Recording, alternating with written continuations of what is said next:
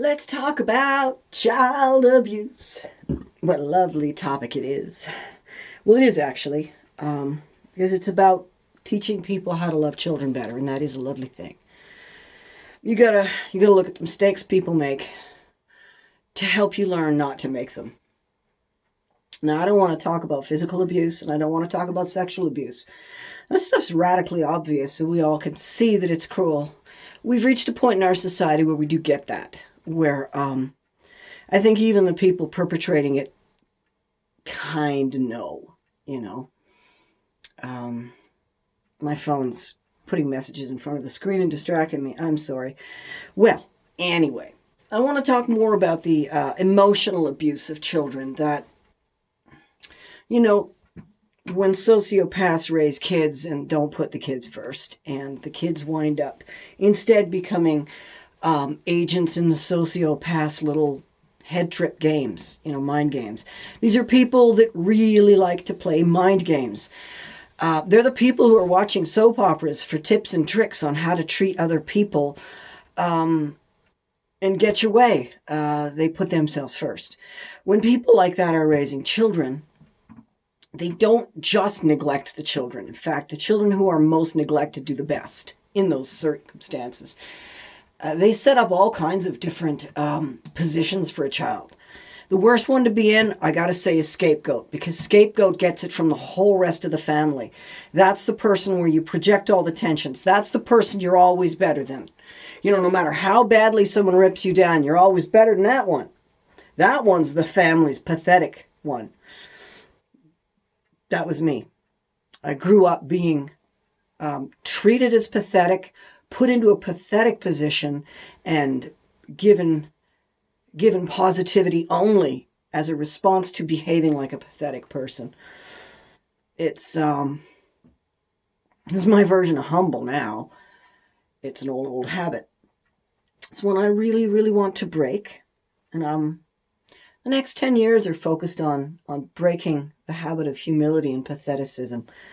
I may feel that my ego has been crushed like a black hole. But like a black hole, that doesn't mean it's gone. And you have to have one. You have to have one. Your ego can die, but it will come back and it will reborn, because the ego is a conceptual understanding of a part of you that is part of you. I mean, you have to die for it to die. And so that's why egos can regrow and become a problem again. Now, I'm telling you, and I love this phrase, the ego is a nasty master. Now, all of us have an ego. No matter what size it is, the ego is the part of you that wants to be important, that wants to have relevance, that wants to be thought about. You want to be thought about now. You want to be thought about when you're not around. You want to be thought about long after you're dead. You just want to know that you're not nothing, that you're... And at the most basic level, it's a survival instinct, because you need to know that your tribe is going to send you a hunk of meat, that you're going to get a portion of the kill, that you're going to be part of the tribe, that you're going to be included at the campfire. It's extremely important, and that's what the ego is. It's that desire to be included at the campfire, that very basic fear of being ostracized from your human race, your tribe, your village, your source of sustenance and survival. Most humans cannot and never could make it on their own. There are lone humans who can, and even to this day, you can point out the number of ways they actually aren't surviving on their own. Just because they can go off into the woods for an entire summer or even over winter, they still need other humans as part of their life.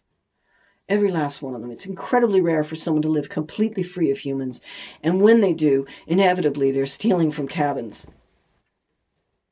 Human beings need each other, And when your tooth gets sore, man, you just die slow, agonizing death, or another human being helps you out with some dentistry. That is to be human. We need each other deeply, deeply, deeply. And I suppose as this isolation has been continuing, a lot of people are feeling more and more scared and alone. You understand what I mean? So when you take a scapegoat in a family and you throw them to the wolves every single time anything happens, You've created someone who feels very small. And I want to talk about that small ego because there are two ways a small ego can go. One, and this is the rare one, it can truly accept that it's irrelevant, but that it's okay, and then work its way to being okay with irrelevance. That's the path I'm trying to follow, to where I recognize that I really don't matter. I don't matter any more than the dandelion you pulled from your lawn yesterday, or the tree someone cut down to get more sunlight in their house, or because the branch might fall on them one day. I am no more important than these things. I'm no more important than the sparrow your cat just killed. And I understand that. And I value sparrows and trees more than anyone can possibly understand. In some ways, they're worth more to me than I am. And yet,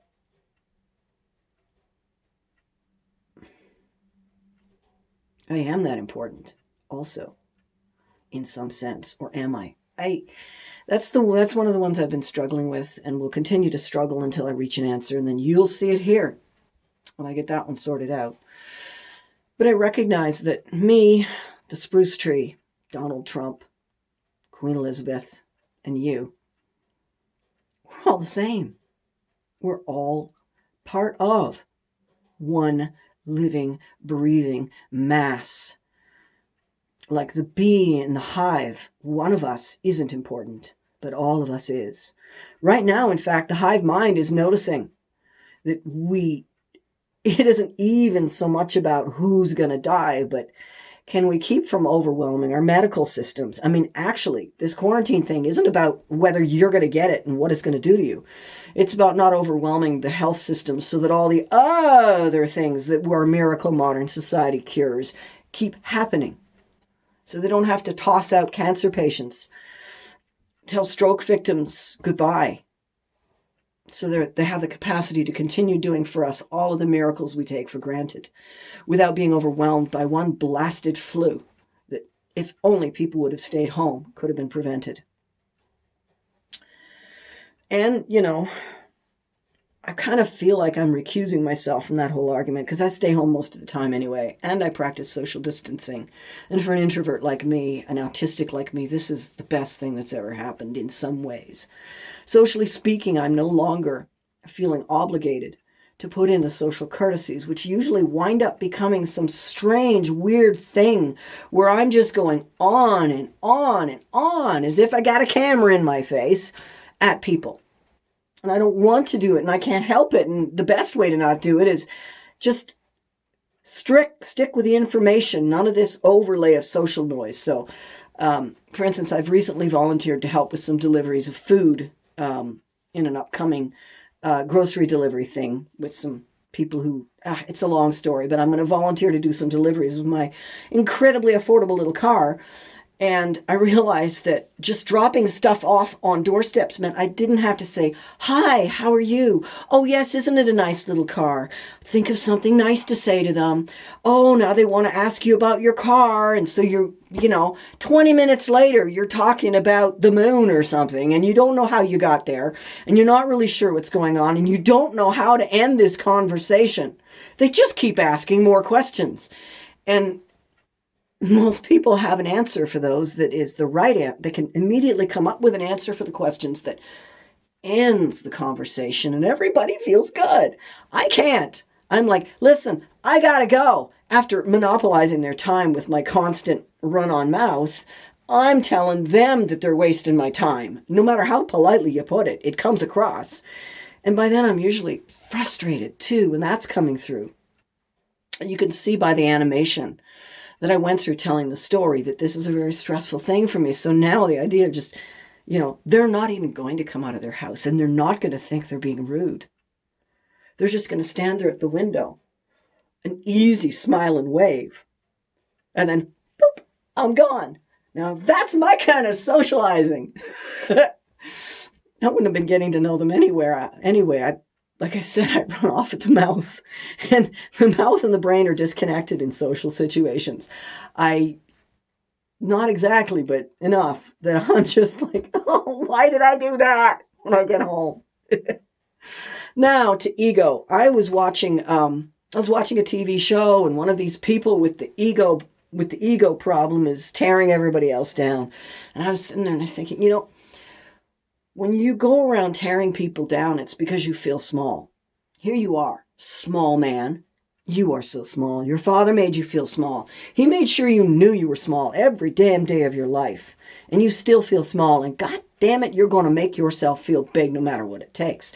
And so the minute you see someone who looks better than you, you're going to take them down. You'll bring them down. They're up here right now. Not really, actually. But you think they're up here. And you're going to bring them here. And then you don't feel so small anymore.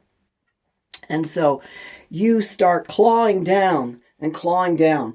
And the problem is, you are buried in a pit at this moment. You're not here. You're down here. And you're trying to pull these people down to step on them to bring yourself up. But you're actually just digging a hole. You're just digging a hole. So you'll have to lay waste the entire existence of life so that the entire planet is flat and devoid of anything before you can be the tallest standing anything. Even the trees are bigger than you. At some point, everything is bigger than you, and you need to bring it down. And now, you're the biggest thing going because there's nothing else there, and the metric has become irrelevant. What difference does it make that you're the largest thing in the world now? Nobody cares. There's nothing there to care. And that was the spot that I took myself to one day, a long time ago. Is it okay? Nobody cares. No one gives a damn who you are, what you are, where you're at, except the bullies. The only people who care are the ones that are going to make your life a living hell. And the rest of them, they just want to do whatever it is we're currently doing right now and have it done. And that's helped me a lot with my feeling too small, to understand that. And I think, actually, it was Dr. Phil who sparked it for me many years ago. He's been on air a long time. I like him better from the old days, but never mind. Context is everything.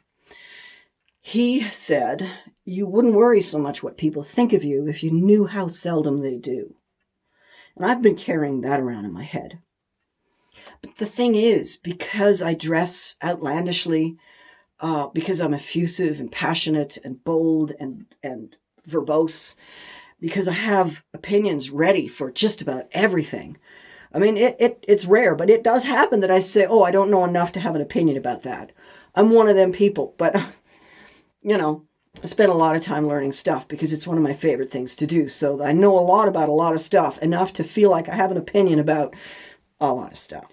And it comes out, so people don't understand that I'm walking around feeling tiny, and that because people reach out to interact with me, which is useful. I mean, the outlandish thing could be considered a conversation starter, and it definitely is, and it's an icebreaker, and I don't have a problem with that. But by the same token, the icebreaker nature of it does reach intrusive proportions. Because I dress outlandish in a specific way all the time, in my brain, I have forgotten that it's outlandish. And I'm not looking at myself when I'm out there. I'm just walking around being the same me that I am all the time. Except that the me that I am all the time, and today is an exception. I'm wearing my Bob Church of the Subgenius shirt today. But I tend to wear really loud, bright colors all the time.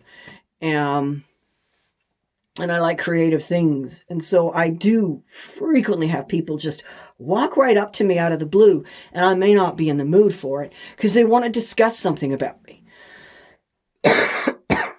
Yes, I've been coughing and sneezing like crazy because I forgot to take my allergy med last night. And I think it's going to start kicking in now. Oh, what a morning it was. And they just walk up and start having a conversation with me. And I want a warm, friendly world. So I respond warm and friendly. And old run-on mouth starts going. And I get myself stuck for 20 minutes, half an hour. And they're asking questions. And I don't know if they're being polite. I don't know what's going on, why they just keep asking me questions. Not all will. Some know how to keep the conversation short, and thank you folks for that. They ask me a few pointed questions, and then they stop asking me questions, because when you ask me questions, I give you answers. It's only recently I realized it's like a Pavlovian response for me, that when someone asks me a question, I give them an answer, whether they deserve it or not, no matter how I feel while I'm delivering the answer. So someone was to say to me, why are you so touchy about XYZ? I would actually tell them the entire flippin' story. Talk about making yourself a target for predators. Oh my Lord. I mean, 100%, you know?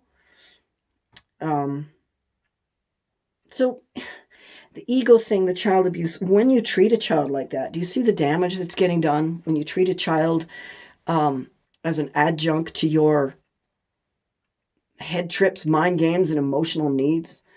That when you manipulate your family to make yourself feel less small on a daily basis, you're creating more of you, more of that pain, more of that I will never be satisfied, because the closest I can come is to lay waste to everything that I wanted to admire me. Because you know that those who admire you are sycophants, so you punish them for being low enough to admire you. You know what I mean? When you do that to your children, when you don't pursue healing, when you don't pursue the understanding of your place in this great, big, gray cosmos of one and oneness, when you do these things, you are promoting an evil that you suffered under yourself. Boy, you know, and I lay this one at the feet of the capitalists too. They created this dynamic way back in Rome, the power trippers. I mean, capitalist is just a modern version of a power tripper. Power trippers, you know, they're the really huge egos. They're the ones like Alexander the Great and Julius Caesar and Nero and you know, King Henry VIII. The really big egos that they're the ones who started it. They did it to entire nations and cultures of people in order to oppress them, because it is a system of oppression. And then those people all developed ego problems where they started treating each other like crap. It goes back a long way. It's part of the power dynamic that humans impose upon each other, and not everyone suffers from it. And I'm still working on why, but there's no question in my mind that whatever else was going on in the family, when mom or dad or both gave unconditional love to their children, refused to be scary to their children, refused to be anything but a loving, strong, firm parent to their child, those children are the most wonderful people I have ever met. And I meet their parents and I right away see, you know, mom might have thought you were an idiot, but she didn't tell you. She might have thought you were going to screw up, but she still did what she could to help you not screw up as you pursued your crazy idea. That's love. That's somebody who had children because that seemed like a really good thing to do with their life. It's not someone who had children because they got pregnant or because they needed to prove something to someone or because they needed a little mini-me or because they were terrified that everybody would hate them when they were old. By the way, you can't have children for that. They'll hate you too. It doesn't work. No, we don't need so many children. And how many of you out there are pregnant? There's been a baby boom. Guaranteed. I just wish you'd have used better birth control. That's all. You know, but well, it's a whole big world. It's not going the way I think it should, and it never will. The world is not as we would have it. But if you feel small, taking others down is not the answer. Recognizing that the metrics by which you judge our size are the problem. That is the solution. There's no such thing as big or smaller. We're all even. My virtues even out my flaws, and your virtues even out your flaws. When compared as a mass, we are a flippin' bell curve, and there's just no way around it. And you're somewhere in there, and the only thing you're expected to do is your thing. Just do it. Just do your thing, man. Do your thing. Show us what you got.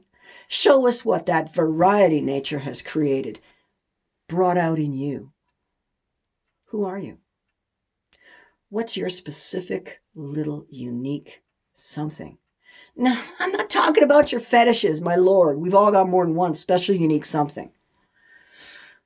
I mean that quirky little thing that nobody understands about you, that you'd really like to dedicate yourself to. Can you work on that now while you're sitting at home? Can you work on it in the evenings? Can you put it on a little to-do list so that you'll get around to it? That's what we're here for. And we're all equally wonderful and equally irrelevant. You really don't matter. But you do. I need to elaborate on that, and then I promise I'll quit. I can't even see the time count because this stupid messenger bubble is sitting up in front of... it's gone. Sorry about that. I've been going on long enough. A poplar tree or a cottonwood tree. I love cottonwood trees as an example in this case because their leaves, their seeds are so bloody visible. They're the big fluffy cottony ones. Really, tree seeds in general, we're always sweeping them out of the gutters and cleaning out the rain gutters. And how many of them ever grow into an actual tree? Do you think that the tree doesn't care about each and every seed she puts out? Do you think she doesn't put her life into each and every seed? And she knows that they're not all going to be trees. And then she does it annually. And out of that, there might be one single tree to call daughter someday, to fall on when she's dying. One, just one, out of years and years and millions of seeds. But all of those seeds did something for someone anyway. They got eaten. They were food. They were a gift of life to all those around her. They were not a waste. Even though the individual seeds were irrelevant, they contributed. And they were important because of that. The one that grew into a tree wasn't more important than the others. Now she gives her seeds. Now she continues the cycle. She is equal. We are equal. We're all different. We're not all equal for any given subject, task, situation. You know, I'd much rather have an electrician working on my electricity than a flooring installer. Just, I would. Of course, the flooring installer is free and the electrician costs money, so in point of fact, the flooring installer and the house painter have been doing the electrics. In other words, it's been DIY. Yeah, what are you doing listening to a house painter for philosophy anyway?